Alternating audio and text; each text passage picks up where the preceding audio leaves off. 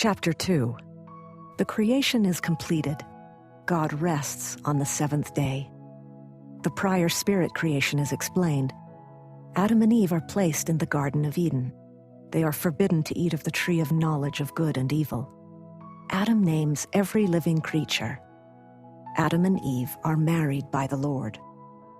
Thus the heavens and the earth were finished, and all the host of them. And on the seventh day God ended his work which he had made, and he rested on the seventh day from all his work which he had made. And God blessed the seventh day and sanctified it, because that in it he had rested from all his work which God created and made. These are the generations of the heavens and of the earth when they were created, in the day that the Lord God made the earth and the heavens. And every plant of the field before it was in the earth, and every herb of the field before it grew, for the Lord God had not caused it to rain upon the earth, and there was not a man to till the ground. But there went up a mist from the earth, and watered the whole face of the ground.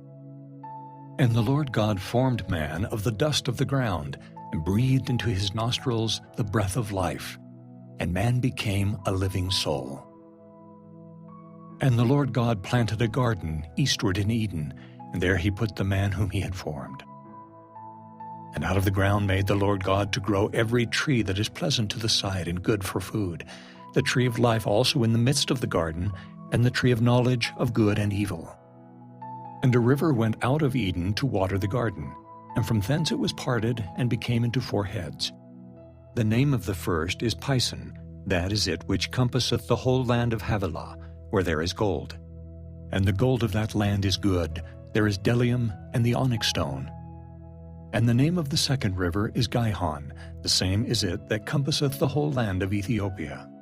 And the name of the third river is Hiddekel, that is it which goeth toward the east of Assyria. And the fourth river is Euphrates.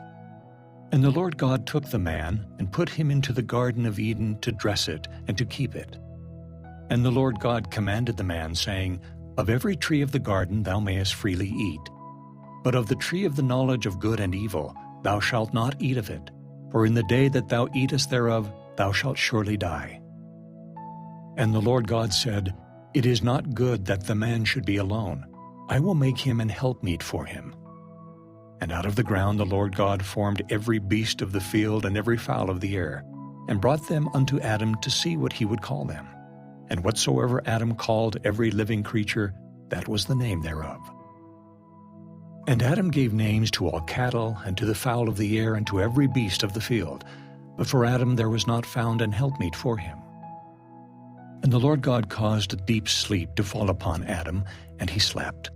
And he took one of his ribs, and closed up the flesh instead thereof.